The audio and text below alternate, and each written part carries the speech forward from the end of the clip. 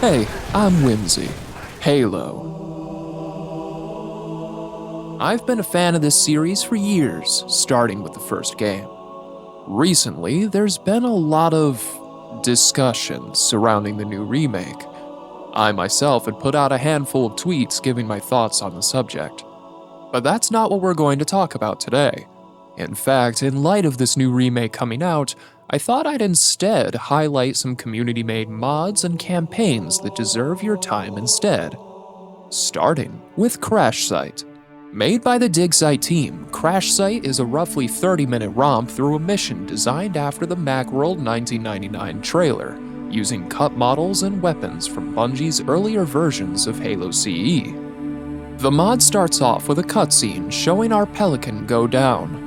I'm thrust into the boots of the Master Chief, who's wearing his Macworld armor this time. I'm equipped with an SMG, which makes quick work of the grunts and jackals. It feels almost identical to the SMG we'd get in Halo 2, it's just not dual-wieldable. I link up with the Marines from the downed Pelican, and they fill me in on the situation. We were on our way out of this place, but we got caught out by those banshees. We lost Leto, and Oscar squad got totally wiped. It's bad.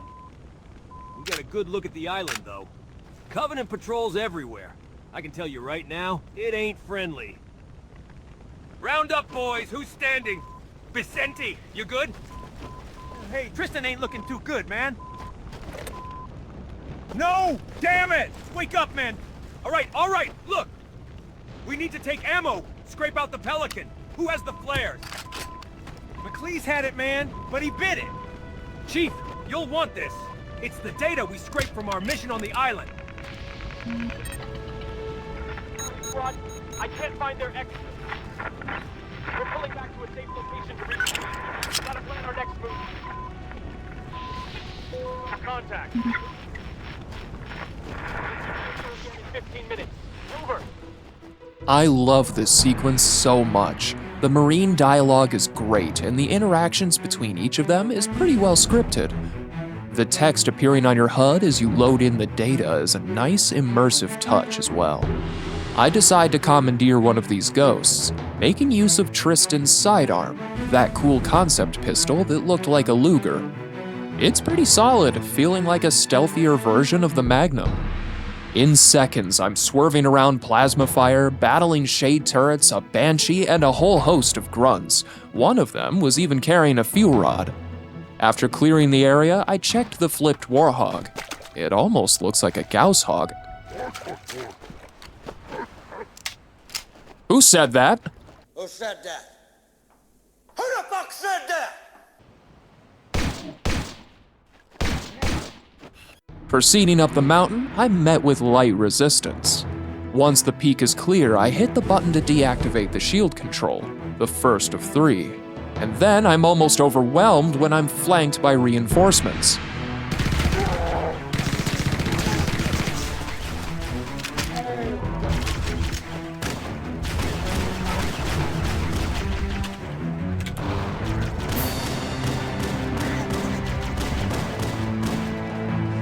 This is pretty much how the mission progresses, only each time you assault one of these positions, you're doing so with new weapons and vehicles. This map incentivizes strategic thinking and cheeky plays.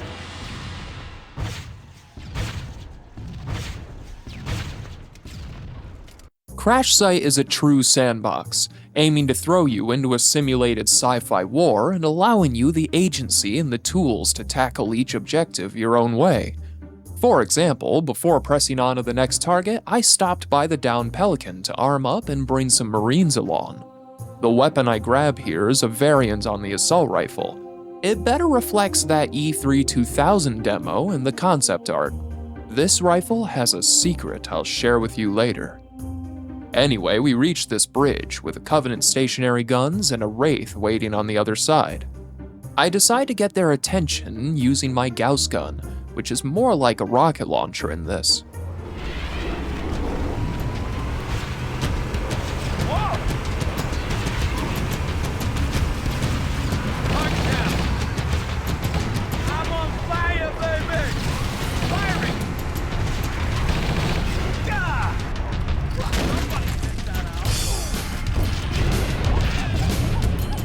Hell yeah, baby, underslung grenade launcher. One of my Marines didn't make it, and we find another downed Pelican, this one with no survivors.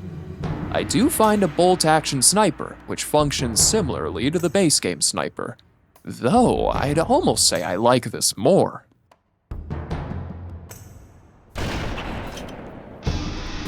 I managed to secure the objective just in time for a Covenant dropship to land over the hill, but that doesn't stop us.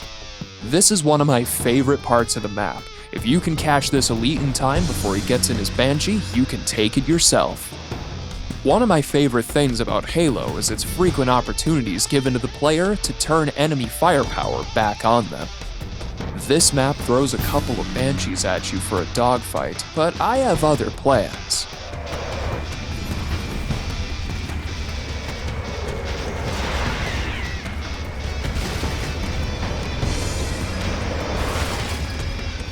Unfortunately, I do have to pull back after taking way too much damage. I ended up going back to the Pelican for supplies before heading out to strike at that Wraith and the Hog. I haven't mentioned it until now, but the music you're hearing is from Deca Millennium by Neo Tiaika. It's an original soundtrack for Crashsite, and it's fantastic.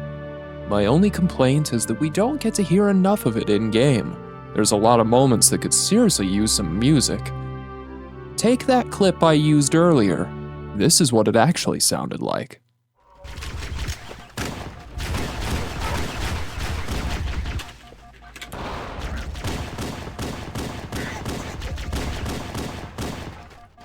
The objective is pretty heavily guarded, with another Wraith and a pair of Hunters.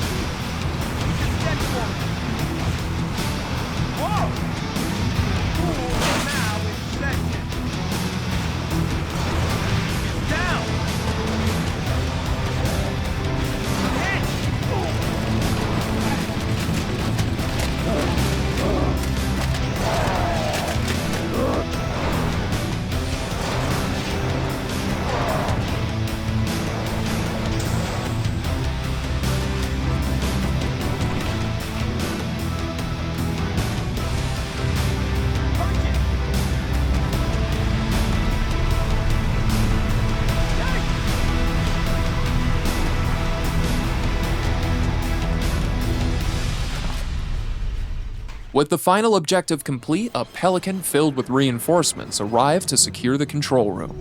Pelican reinforcements, got your back, Chief. Coming in hot. We're locked, loaded, and ready on the ground to capture the island. Stand by for special delivery. This is Spartan Team Victor. You go ahead and secure the control room, sir. We'll take care of rescue and recovery. For some reason, my gunner nearly kills us both, firing rockets at the Pelican instead of the one elite left.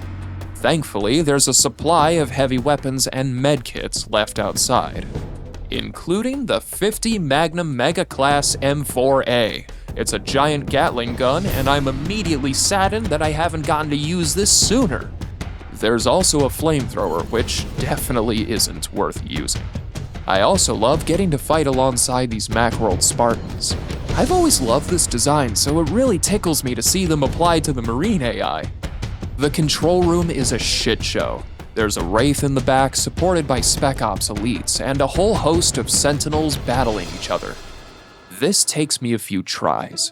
Using the flamethrower is a terrible idea because if even any of that flame even slightly touches the Spartans or Marines, it kills them.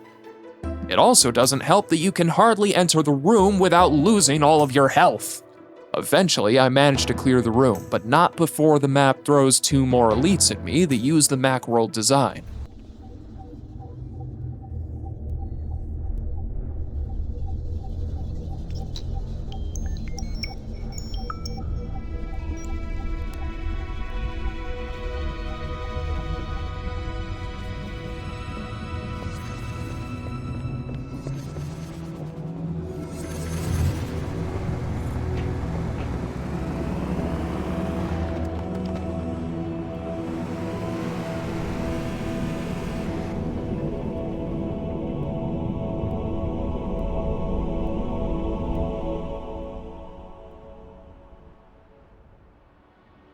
Overall, Crashsite is a lot of fun. Its quality is second only to what the DigSite team accomplished for modding. Bringing to life all of this cut content is no small feat, and doing so in a way that modders can use all of those assets in their own mods is exactly what the Halo community is founded on. Which leads me to our next campaign, Mercury Rising 1 and 2. Mercury Rising is a massive collaborative effort using a ton of DigSite assets in 2 incredible missions, featuring fully voiced NPCs and its own soundtrack. Mercury Rising begins with a simple premise. We've received a distress signal from this area over 3 hours ago. Find out what happened. Find any survivors. This right here, this title card sold me on what I was about to experience. Though a lot about this is different than the first time you step out onto the Halo Reign in CE, it manages to elicit the same kind of wonder and awe in me. I love the attention to detail, like the Zanzibar wheels turning on the mountaintops. Down here on this platform, I find a dead Marine and an armor pickup. Mercury Rising features 2 new kinds of grenades, at least they take up the grenade slot. The first is a health regenerator.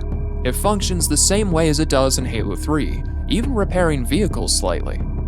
The second is a bubble shield, which works exactly as you'd expect. Ah! That damn sentinel shot my leg. It really hurts. Here, take this. Huh?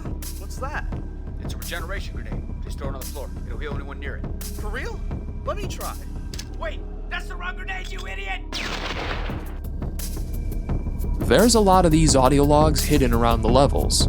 I'll feature as many as I can. I should also add that the music you're listening to right now is from this mod, and it's great. It has its own identity and flavor, but it still manages to fit pretty well in a Halo game. I'm also introduced to a new enemy type, the Slugman. It's a cut enemy from CE, filling a similar kind of role here that the Jackal snipers would in later titles, a tier below elites that specialize in long-range combat. The elites here also resemble their Macworld designs, which is pretty cool. This level has a ton of verticality, and it loves showing it off with these vantage points that let you get your bearings before moving on. I spot a gold elite from up here, and he's even holding some kind of a new gun. I'll have to get a closer look at that. This map is not afraid of throwing vehicles at you, even when you might not be equipped to handle them.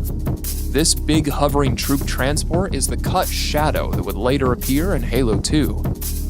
I managed to make quick work of it with a lot of grenades, but then something else comes to bother me. Oh shit!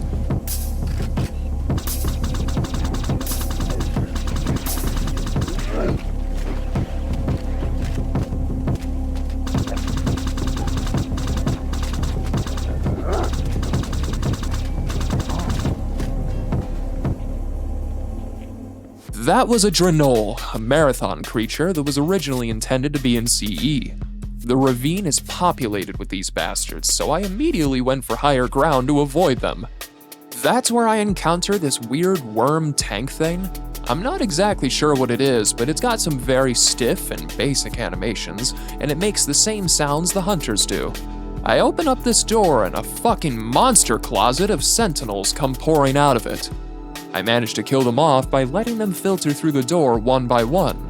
The room they were guarding is actually some kind of a prison filled with Marines. You saved us. Thank God. The Covenant. They're planning something bad. We've tried to enable some Forerunner defenses we've discovered, but the Sentinels stopped us. They put us in these cells. Forerunner defenses? That might come in handy. Could you show us where they are? Sure thing. We can use your help, sir. One of them left an audio log in one of the cells. Report your status. Have you secured the structure yet? Negative. We found it, but the Forerunner defenses proved too difficult for us to handle. The Sentinels have captured most of us, and we cannot proceed with the mission. Affirmative. Execute Plan B. I assume you still have the beacon I gave you. Yes, sir. Good. Activate the distress signal, and help will arrive shortly. Once they're here, they should assist you with fighting the Sentinels. Roger that. And remember, stick to the plan. Don't blow it. So they aren't Marines. They're some kind of a mercenary group, and by the sounds of it, they might not be here for good reasons. I work my way around, clearing out these Forerunner structures. I manage to kill one of those gold elites and pick up the excavator, another cut CE weapon. This thing is most similar to the Mauler from Halo 3, but it's way more powerful. So powerful, in fact, that I'd consider it one of the best weapons in the mod. I also grab a gravity rifle, which...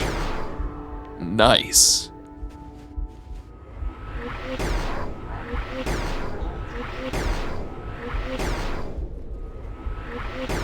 Over here! Boy, it sure is cold out here. Hey, can we go inside? So what if the flyer robot's there? You can shoot him. Easy. Then you can press a big button, and we can go home. Why do you need a human to press it? I can do it. I have a hand. I even have two. I don't get it. Why stupid human hand's special? Hey, I have an idea. I'll charge a plasma pistol, and it'll keep me warm.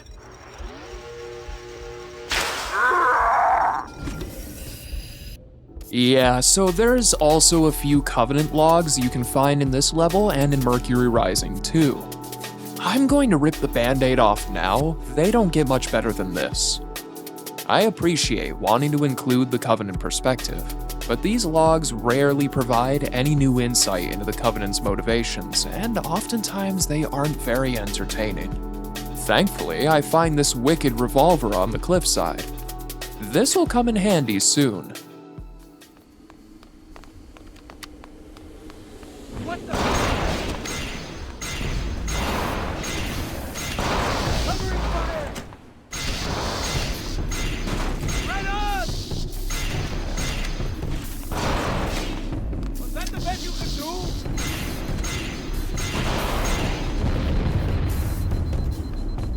Do you see him? Yet another room full of Sentinels follows this. If I had to criticize anything about Mercury Rising, it would be that these Sentinel rooms are not fun. And seriously, who the fuck made tiny Sentinels that punch you? That did the trick. You did it. You really saved us. Hey now, there's no need to hurt my friend. Friend? I'm afraid your usefulness ends here, Spartan. So, that happened. Let's break this down a little. First, it's a boss fight. Halo has never really done good boss fights. Even at their best, they tend to be an awkward affair that isn't in keeping with the normal gameplay loop. Here, that's on full display. Secondly, this betrayal is kind of weak. It comes literally minutes after freeing them and listening to an audio log. We know next to nothing about these guys, why they're here, or what we're even helping them with. Their motivations aren't very clear, and the best insight I got to this was a quick line during the fight. Eliminate them. They lied to you, Spartan. Only the prophets speak the truth. That's the best we can do? Which makes them allies of the Covenant? Why would any humans ally with the Covenant? You know, the group that's systematically exterminating the human race? Moreover, why would the Covenant accept working with the humans? The only insight we have into this is the Covenant log I listened to earlier, mentioning their need for humans to interact with Forerunner tech. You guys can just take prisoners, you know. I suppose none of this is a big problem. It's just a weird choice. After all, this is a mod, and it could be set in its own continuity. Perhaps these mercenaries would have made better sense as insurrectionists rather than friends with the Covenant. This would have made the rest of the level a three-way fight, but instead, Covenant and humans work together in some pretty goofy ways. I do enjoy what comes next, however, because now the valley has been repopulated, being filled with mercenaries and Covenant alike. The level keeps me on my toes as I work to deactivate all those strange pillars I saw earlier, placing snipers on almost every ridgeline. Thankfully, they're easy to spot because of the bright red light. One of the mercenaries was carrying a chain gun, which works a little differently than Crashsite's. Don't like that, do you? Did that guy just have a bomb vest?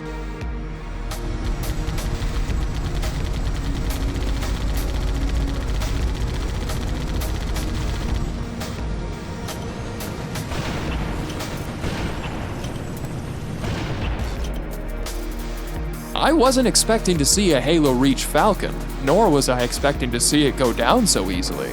I ended up swapping the chain gun out for something with a little more punch. The last area is a bridge protected by a Spectre and a Shadow. I managed to kill a few with my sniper before the Spectre gives me a chance to try out my new grenade launcher.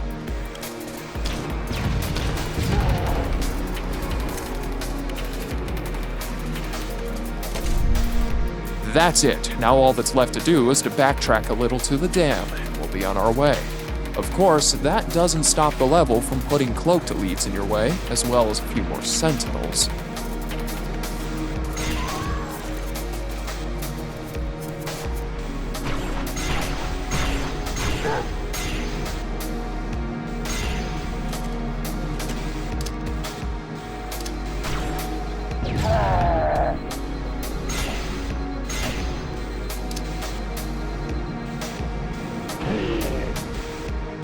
And that's Mercury Rising. Overall, this is really fun, with some less than great design choices here and there. Choices that it seems they learned from Mercury Rising 2.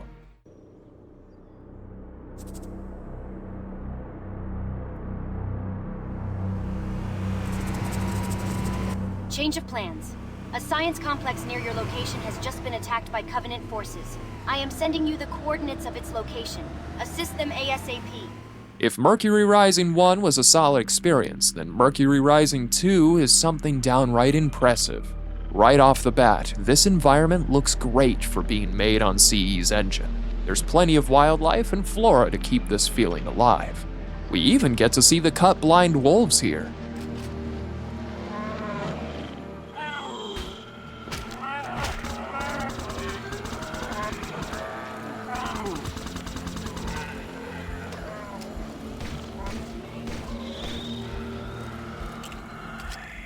Eventually, we reach the bridge from Halo's second mission, only this time it's out in the open and on the edge of a cliff.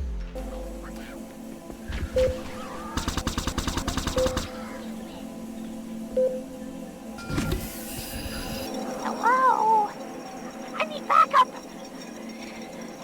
We're stuck at the bridge and need help. I know. I'm telling them. The button is on the other side of the bridge. This goes on a while. That's odd. The light bridge is disabled and the controls are on the other side. Wait a second. I may have a plan. There seems to be a surveillance drone still active nearby. It should be able to reach the controls and activate the bridge for us. I'm just impressed by how good this all looks. Anyway, I head off to find the drone we need when I find this guy calling to me from the top of the structure. This guy is a medic, and he'll follow you around as long as you keep him alive, which isn't an easy thing to do. This place is crawling with Covenant, including a few new types like these drone-like bugs that float around and shoot at you with the guns they carry. Thing is, on the way up here, I left this big sentinel alive. I didn't have the firepower to bring it down, so when we returned...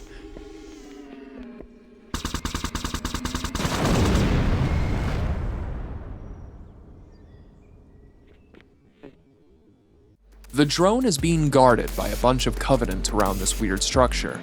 I managed to kill some of the slugmen in the trees and grab their gravity rifles, making this section a lot easier. Over there!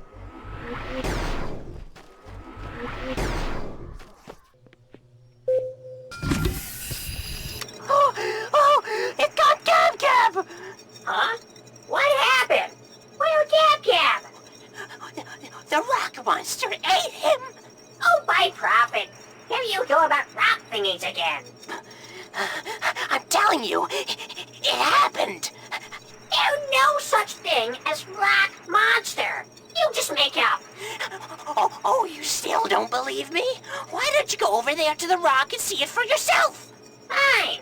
Not like me if anything better do. Yeah, that's the rock. Whoa, so scary. It's totally real. Oh no. Oh, no, shit. What did I say? I told you it was real. There's also this part with a downed falcon in the water. Really didn't expect the game to let me in this deep, let alone reward me with a shotgun and a grenade launcher. I kept going, even when not Cortana told me to turn back. This tunnel is completely flooded. You should head back to the surface. This goes on for a while, and unfortunately, there's nothing back here except for a solid wall. Waking up from sleep mode. Greetings, I am MK4, the scavenger drone, codenamed S7.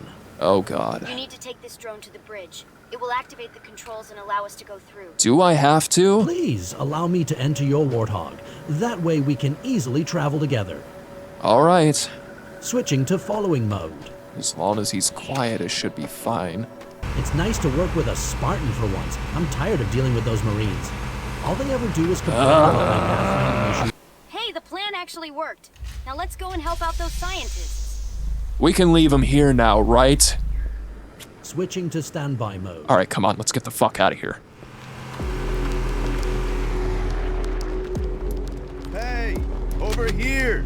Let me upgrade your drone! Dismount! Fuck! There you go, a sentry gun. Should be a little less useless now. Good luck. Oh, and watch out for the wildlife. They get pretty territorial and pissed off. Thank you. Finally someone gave me a gun. Now I can actually kill just like you. He's still useless. He can't hit anything with his sentry gun, even when I'm right next to what he's shooting at. This is when Mercury Rising 2 opens up in one of the most fun Halo experiences I've had in years. This place is massive, with secrets and areas to explore all over, like this cave with another one of the Drenol. We got tangos. I see more enemies. Oh, maybe friends? Nah, I think they're enemies. Oh, shut up! Just shut the fuck up! Clean kill. They're dead, and we're alive. That's kinda nice. I think we are supposed to be allies. If you can't tell, I'm not a fan of this guy. At this point in the playthrough, I wasn't sure if he was going to be needed again, so I kept having to bring him along. I've had enough of those recon drone prototypes. I don't care if it's Mark III or Mark IV, there's always something wrong with them. The AI just doesn't work right, the information it provides is either completely wrong or just straight up unusable. Don't even get me started on the pathfinding issues. Most times it can't even land on my Warthog. God, I hope they just discontinue them already. The project has been doomed from the beginning. You know, lampshading the issue doesn't change that he still sucks. Anyway, at this point, you are free to explore at your leisure as you search for the scientists. I ended up doing battle with this giant worm thing that looked like a rock. As it turns out, this thing is actually another cut enemy. CE had all kinds of weird creatures intended to show up on the ring. It's cool to see so many of them realized here. I got a pretty sweet warthog out of it too, mounted with a flamethrower instead of the usual machine gun. The cool part is that for once, the drone is surprisingly useful. He can use the turret. The flamethrower doesn't work like you'd expect either. It's nothing like CE's multiplayer flamethrower. No, this one is more like a massive stream of fire, reminding me of some of the effects you'd see in a Source game.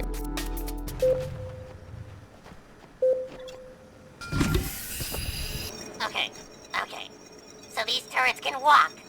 I have been operating this goddamn turret for 2 years straight, and nobody told me that it can walk. Around. I had it in parking mode this whole time? I just had to press this button here? So what happens if I press this button?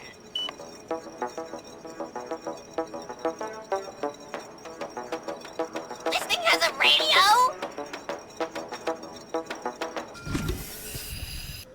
I'll spare you the next one I find. Eventually, I find the science complex just in time for it to be under siege by the Covenant. This place has to be defended from a few waves of enemies, but once things cool off, you're given plenty of time to explore the place. Why'd you have to kill him? Excuse me. Yeah, I was just wondering why there's a thorax living in my room. Be nice to know. It is part of my research. Trust me, it's incredibly important. Okay, yeah. I'll have you know that creature pissed on my bed today. Oh, don't worry. It's just marking its territory. And yesterday, it bit my leg. Oh, that means it likes you. Just... What exactly are you researching about this thing anyway? Sorry, that's, classified information? Oh, no, you know what? I'm done. I'm sleeping in a tent tonight. Oh, whoops. Hey, Spark. Just between you and me, if you ever see any one of those thoraxes, you know, little blue ones with a terrible little red eye and a yellow sack, yeah, can you just shoot them? All of them? They suck. Don't ask why. Sure thing, man. Luckily enough, the drone got caught up here, so I'm finally rid of his annoying dialogue. I also happen to find some doozies by the shore. That's right, you can speed across open waters in this thing. The skybox is actually really large, and it took me a while before I smacked into an invisible wall. There are still scientists to find, so I return to shore and keep driving, eventually stumbling on a cave full of mercenaries from Mercury Rising 1. Just like last time, they don't put up much of a fight. I do get a guided missile launcher out of it though, which I use to kill off these hunters that were patrolling the structure. Bad guys! I'm picking up a weak transmission from this structure. We need to find a way in. I don't know about these humans. Uh-huh. These doors appear to have been locked recently. The Covenant may already be inside. We should find a way to unlock the doors soon. Right. Go! I managed to find the device that's been jamming us, destroying it before quickly finding another mechanism that opens up that locked door. There's a scientist holding out by an elephant from Halo 3. This fight is grueling, and no matter how many times I tried, I couldn't save the medic. The medic has died. The medic has been killed. The medic has been killed. The medic has died. Gotta say though, the soundtrack continues to be fantastic, coming in at the right times to make a fight way more intense. I take the scientist with me and head off in search of the others. One of them is hiding in a cave, absolutely filled with Covenant and thoraxes. Well done, you managed to save her in time. Are you sure we made it in time? The last scientist is deep in that building we unlocked, guarded by Covenant and mercenaries alike. This place is so cool, it's a cavern filled with Forerunner structures and illuminated by the hot magma below. The music here is also great, making you really feel like you're sneaking around this ancient and dangerous place.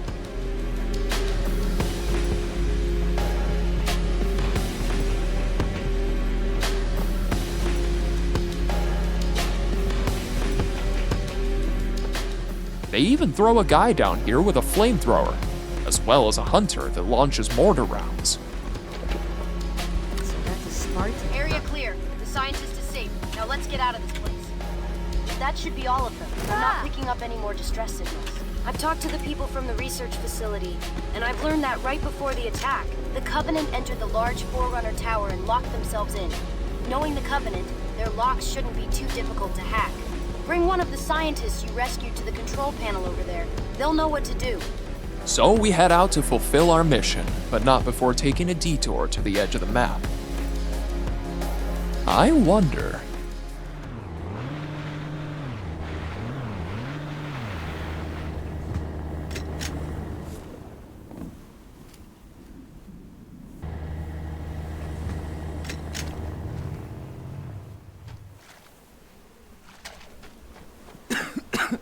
We finally learned whether the Forerunners were humans or not. The truth is, the Forerunners...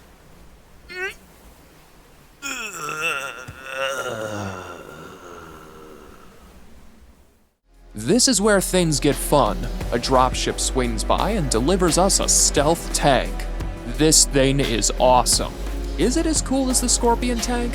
Maybe not. This one doesn't have a coaxial machine gun, for example, but it does have a sleek design that tickles something in my brain. The reinforcements are almost here. I think you should go ahead alone from now on. The others will be safer waiting outside. The lower halls of this place are loaded with Covenant, of course, as well as many more mercenaries. I found him! Some of these areas are really interesting, with a ton of verticality and some pretty neat angles. Here comes more! Ah!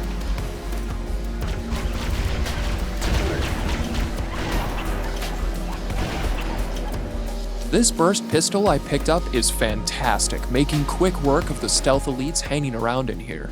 I cannot begin to accurately express how much the music is doing for these areas. I mean, just listen.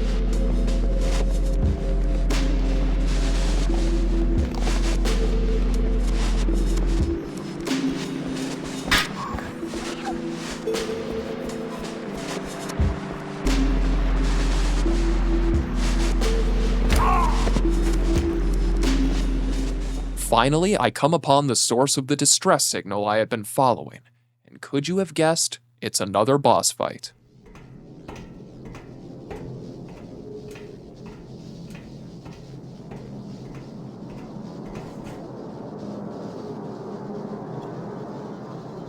I did what you asked. Please don't. It's you. I was wondering when you'd show up. Thank you for unlocking the structure for us earlier. My men failed to do so, but luckily you were kind enough to help them out. So, you don't talk much, do you? Well, if you're not going to talk, then let your guns do the talking. The mercenary leader is an ex-Spartan. He spouts shit like this through the entire fight. I was also the same, you know? Blindly following orders, but never questioning anything I'm told. But I've changed, and perhaps you could too. You must understand, there's only one way to save humanity. It is to rid humanity. We need to change, evolve. Otherwise, we'll become extinct. Target down. The fight itself is a bit of a pain in the ass. He's surprisingly tanky, and he's wielding a cut weapon that throws you up in the air while it damages you.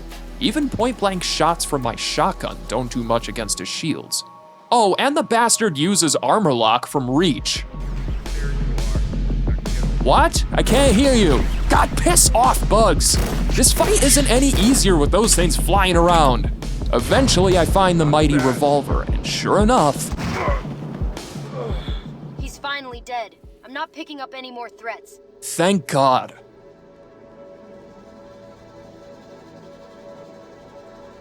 Thank you, Cyborg. That relic in there held the fate of humanity by the throat. Commander Andres coming in. We are approaching your position. I hope we didn't miss the party. Better late than never. We took out most of their forces, including their leader. Impressive work. Must have been quite a fight. Thoroughly search the entire sector. We must ensure there are no threats remaining. Copy that.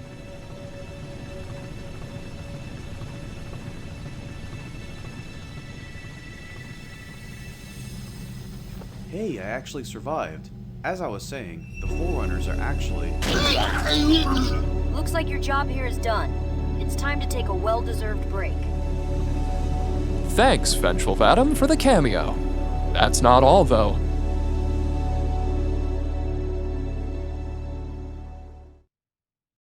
Spartan? Spartan, can you hear me? At last, are you all right? Can you move? The others, the after party, there's nothing we can do.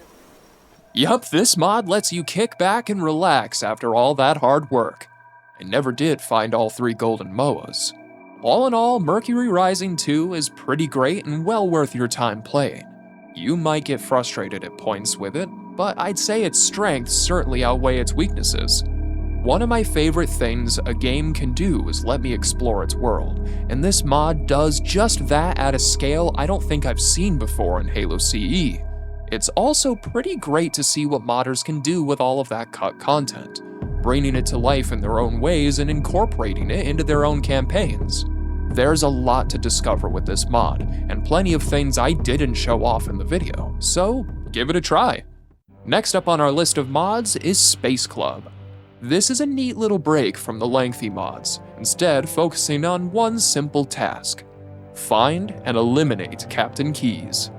That's right, this mod lets you play as a Spec Ops elite boarding the Pillar of Autumn. You have 4 minutes to assassinate Keyes and make it back to the boarding craft you came in on. That last part is more difficult than you'd think, but we'll get to that. Controlling the elite is strange. It feels less like you are playing and more like you're piloting an NPC. It's stiff, and the controls can be a little unresponsive sometimes because the elite is prone to get stuck in animations. That, and your shots don't always go where you think they will. I played this on Heroic, as I have with each mod so far, and let me tell you that this is an absolute gauntlet from start to finish. I know it's considered heretical. I think I only managed by using human weapons. Here's my advice to you: find a shotgun as soon as possible. This guy in the hallway usually spawns with it. Against Marines and even OSTs, courtesy of Ruby's Rebalance, the shotgun is king. That, and be on the lookout for medkits. They might be human medkits, but they still work for you. Even the Chief stands in your way of killing the Captain, but he's no match for the shotgun. This is perhaps the hardest part of the mod. Guarding Keyes are 2 ODSTs with shotguns, and they will tag team your ass if you think you can ignore them.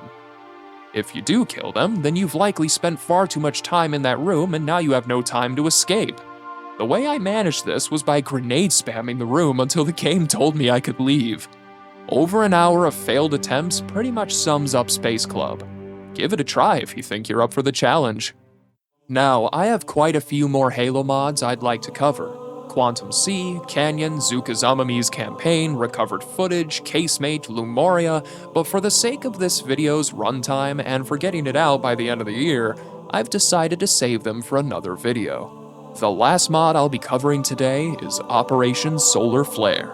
Solar Flare is interesting to me because of its setting. What do I mean by that? Well, Solar Flare is set within an alternate universe that's been worked on by some incredibly dedicated Halo fans for years. Project Daybreak, a setting whose main premise is to continue from where Bungie left off with their world building and lore. In other words, anything from 2009 onward isn't canon here. Daybreak's lore is incredibly fleshed out, and also way beyond the scope of this video. If what little I've told you now interested you, please check it out. The link will be in the description. Anyway, Solar Flare is set during the Siege of Paris 4, where we take control of a Spartan 3 defending the planet from a Covenant invasion. Right off the bat, things aren't going well for the UNSC.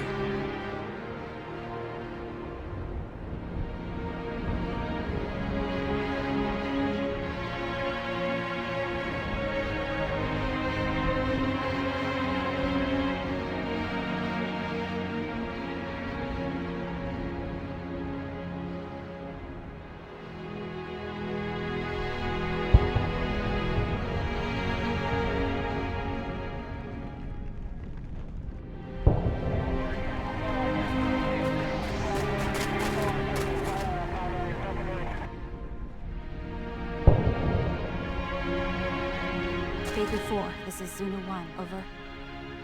Baker 4, do you read me? These roads are the first line, and I can't raise Bravo. We're being jammed. We need to pull back to let them know what's happening. Agreed. While we're at it, let's find the rest of Zulu team. I'll scout ahead. Make sure we aren't walking into an ambush. Get yourself patched up. You took a beating in that last fight.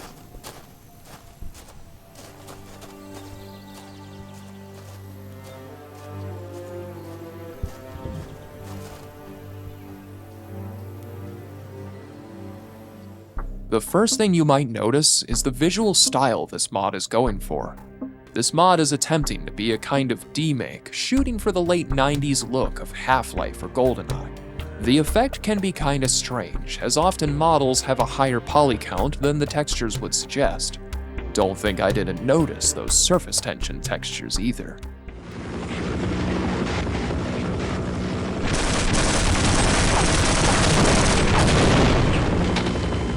Anyway, my first objective is to regroup with my Spartan team, so I proceed onward and run into a Covenant patrol. The weapons in this mod are a tad different. Nearly all of their projectiles have been slowed down to the point of each round being visible, forcing you to lead your shots much more than normal. The SMG is great, and so is the pistol. They both pack a very satisfying punch. The other thing you might notice is that your energy shields have been replaced with a stamina system like in ODST. You aren't wearing Mjolnir this time around, you're a Spartan 3 equipped with the SPI armor, so the change is fitting. The stamina system functions more or less the same way as it does in ODST, with damage depleting your stamina before affecting your health. Unlike ODST, however, your stamina has a visible bar instead of affecting your entire screen. I managed to link up with the other Spartan 3 from the cutscene, who tells me the whole valley is filled with Covenant. This is also about the time that I realized the absolutely devastating power of grenades in this mod.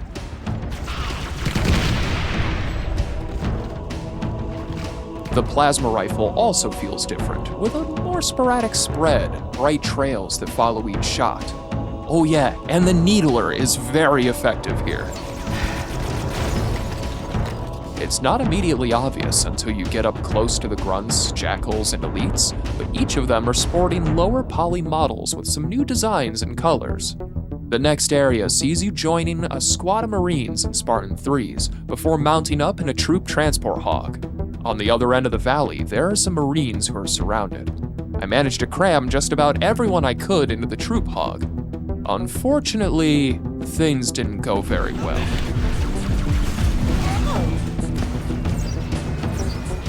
There's so much Covenant opposition here that I just decided to drive right through and past them all. Every attempt at stopping to fight got me and my Marines killed. I managed to reach the other side of the valley where Zulu 3 and the Marines are waiting. Despite my best efforts, I couldn't figure out how to get these guys out of the Warhawk. They've opted out of this war, I guess. Appreciate it. We got more aliens on the other side of the cliff. An ambush? Yeah, how about we drop in and say hi? Instead of going forward, I decided to push back and clear the area. This ends up getting a lot of Marines killed, but I do find a standard Warhog out here that I crew with my fellow Spartans, so that's cool. I do get to try out this mod's DMR. It's got a unique model and does a pretty good amount of damage. Its only real drawback is its low ammo pool. The only thing I want to add here is that I really enjoy fighting alongside the Spartan 3s in this mod.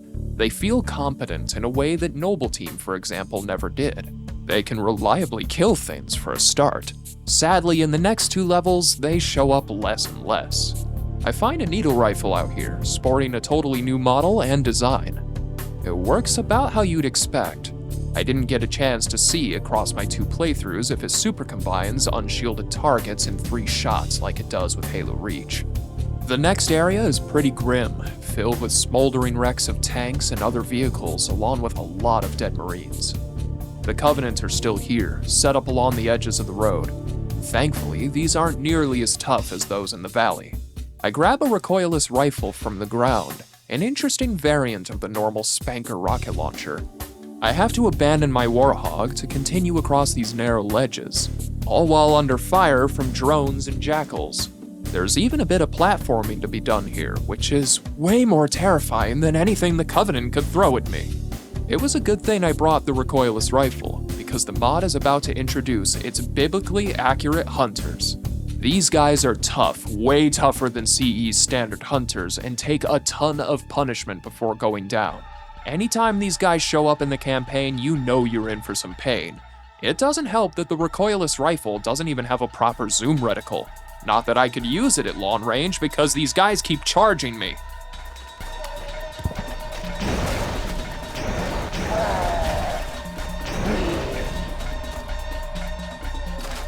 Killing them swiftly sends us to the second level, Siege.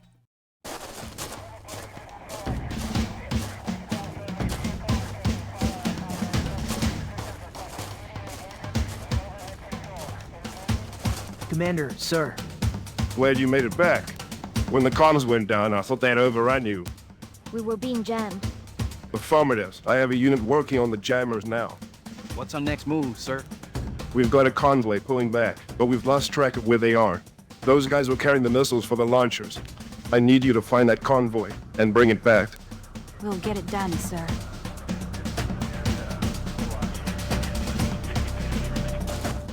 I gotta give these cutscenes a lot of credit. They're well shot and animated, and even the voice work is serviceable and doesn't take me out of the experience.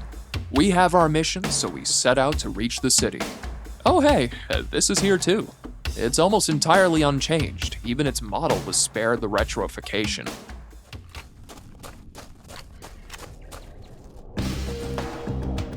This mod has tons of great moments like this that are really accentuated by the music. The timing is perfect and the song choices are great too.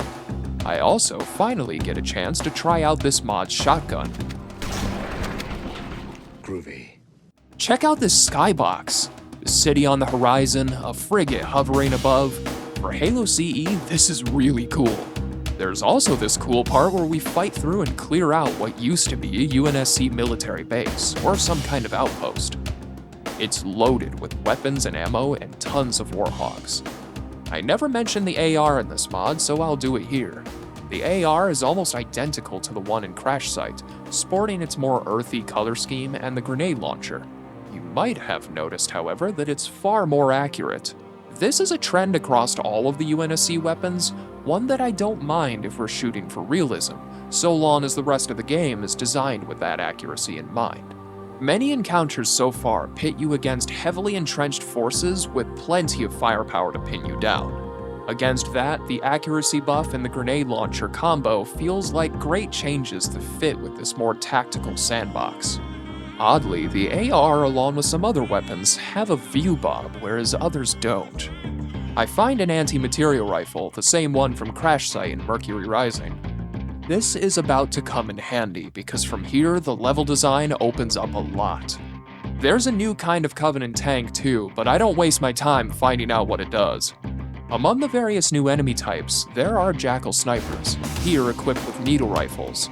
There's also some that run around with mini-shields like skirmishers from Reach. Both can be kind of a pain to fight at times, especially the Jackal snipers, but overall they feel like pretty good additions to the roster. Once I ran out of sniper rounds, I ran back to grab the grenade launcher. It's similar to its Reach counterpart, save for its EMP functionality. This one shoots a lot straighter too. If you thought the anti-material rifle was replacing the normal sniper in this mod, think again, because our beloved CE sniper is here too. Both are very effective, and I don't mind a little variety in the campaign. This mod, along with the others I've discussed today, don't have to concern themselves with multiplayer balancing, so it's allowed to expand the weapon sandbox however they please. I cram my Warhog through this debris, only to be forced to dismount shortly after. We've reached the outskirts of the city, and the fighting is about to get a lot harder.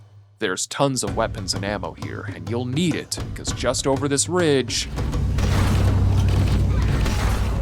the hunters immediately bombard me and the other Spartan 3s. I managed to nail them though with the anti-material rifle. A wave of drones also show up while we cross, but they're hardly a concern. Better pack some rat shots, little one. Lots of rodents in the streets ahead. Now that we've entered the city, we've got to clear a path out of it. Oh yeah, did I mention just one shotgun earlier? Because there's two in this mod. The Slugger is a mean shotgun and perhaps my favorite weapon in the whole mod. I was a little disappointed I couldn't use this watchtower here. Not a big deal though. The streets are filled with Covenant, and further on there's a Spectre and a Wraith waiting for you. I took out the Spectre pretty quickly, but the Wraith is another story. Hey, you doing okay, Marine? You know what, I'll leave you to it. The mod is kind enough to give you a rocket launcher for the Wraith, but that doesn't stop the sheer volume of fire from being a problem. Once the Wraith is down, I backtrack a little for a medkit and the Warhog I left behind, only to get gunned down almost immediately. This leads to a Groundhog Day loop of backtracking for the medkit, only to get bombarded over and over. I can't tell you how many times I had to kill this Wraith. Replaying this part gave me plenty of time to appreciate the look of the city itself. It feels like something out of Halo 2's E3 demo, and I love it. The tide of battle swings my way when I discover a kangaroo, a big APC with a powerful cannon. I make sure to round up all of the Marines before pressing on. This thing can fit so many Marines, it's crazy. With the kangaroo, I blow right past the street defenses and onward into this massive area filled with Covenant armor. They don't stand a chance against this thing's main gun. Although, I did notice that the kangaroo doesn't seem to fire straight when you aim backwards. I'm really not sure what's going on with that. The level ends and I'm taken to the third and final mission, Route. I'm told to find the convoy mentioned earlier, and I'm given a warhog to do it. Night has fallen, but that doesn't mean the Covenant have stopped their attack. I find another kangaroo shortly after, which I use to clear these sand-swept cliffs. I'm genuinely impressed by the sense of scale in this mod. I know I've mentioned scale a lot in this video, but here it does an excellent job as setting you in just one part of a massive battle, with a Covenant cruiser looming over the city and sirens wailing in the distance. My stargazing, though, is interrupted by fucking suicide grunts from Halo Wars. Really wasn't expecting to see these guys.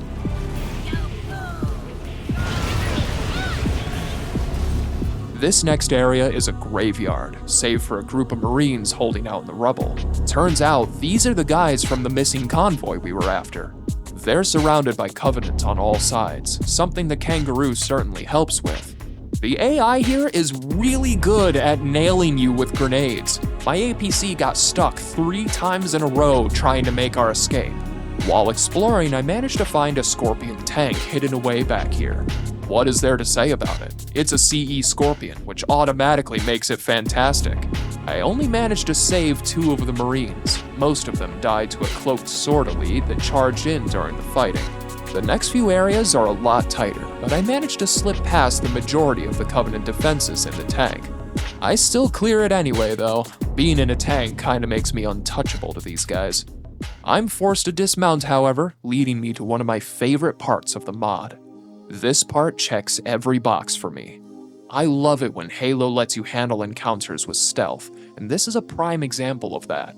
There's shade turrets everywhere, and a load of jackals and jackal snipers, as well as a ton of sleeping grunts. Further up is a grav lift LZ for the cruiser overhead. It's pretty well defended, with elites and grunts roaming the area freely. There's even a slugman on one of the cliff sides. He takes a surprising amount of rounds to put down, too.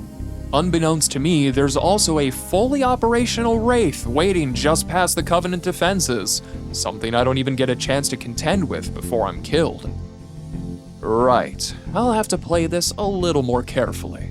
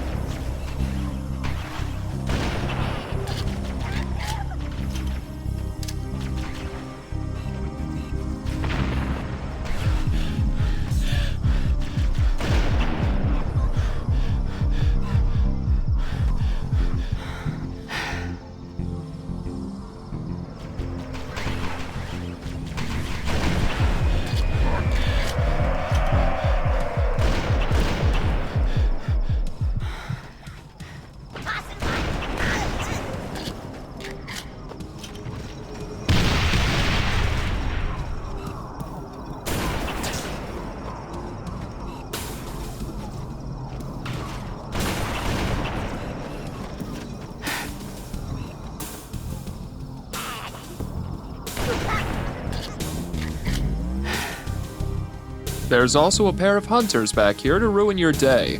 It's a good thing I still have rockets. Beyond that is a wide open area with an entrenched UNSC outpost. There are some Covenant hanging around the outer regions, but the excavator makes quick work of them. This place looks awesome, even if I ended up getting my warhog stuck in the trenches. I even find another slugger, which will come in handy for what's coming up next. That's not supposed to happen. That's more like it. Continuing the trend of offering new and unique Halo experiences, Solar Flare hits you with a chaotic trench assault. The Slugger comes in handy here, so does the Excavator. This part can be pretty damn difficult. I died a lot in my first playthrough, and the only reason I eventually made it was because I think I missed a trigger and the AI stopped spawning. The final encounter of the mod pits you against a pair of hunters and a group of elites, one of whom is a zealot. This also took me a few tries.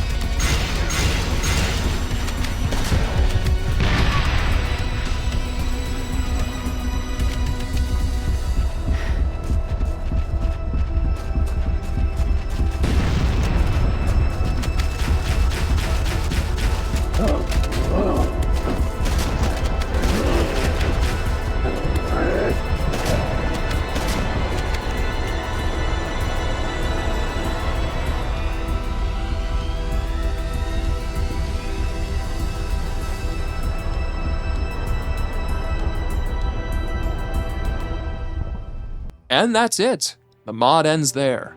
A quick read of the Daybreak wiki explains that the Spartans managed to successfully contain the advancing Covenant forces, for a short while at least. Paris 4 was eventually lost, as the UNSC supplies dwindled and the Covenant just kept coming. So, what were my thoughts overall? Solar Flare is great, full stop. Despite the occasional visual inconsistencies, this mod succeeds in portraying a massive war zone in a way I haven't seen done in CE's engine. Every encounter is challenging, but rewards quick thinking and careful planning. The only complaints I really have are pretty much nitpicks. For example, this grenade launcher at the very end is pretty cool, but it doesn't seem to do much against the hunters. It's a shame we only get to use it at the very end. I feel like it would have shined in one of the earlier areas. If it's somewhere else in this mod, I didn't find it. That and some small things feel a little scuffed and maybe needed just a little more polishing, as I pointed out throughout the video. All in all, Solar Flare is a perfect example of what modders can do with Halo. This took Halo CE and threw out the Halo Ring or anything to do with the Forerunners entirely. told its own unique, grounded story set during the Human Covenant War. Since playing, I've gotten in touch with the developer, and I've got some great news. A prequel mod titled Operation King Hit is well underway. From what I've gotten the chance to play, it's going to be pretty awesome. Anyway, that's all I've got for today. This is perhaps my longest scripted video to date, so if you indeed made it this far and want to see more videos like this, subscribe. I've got a few more Halo videos planned for the future, so stay tuned for that too. If you want to check out the mods I covered, the links to them will be in the description below. Until then, I'll see you around.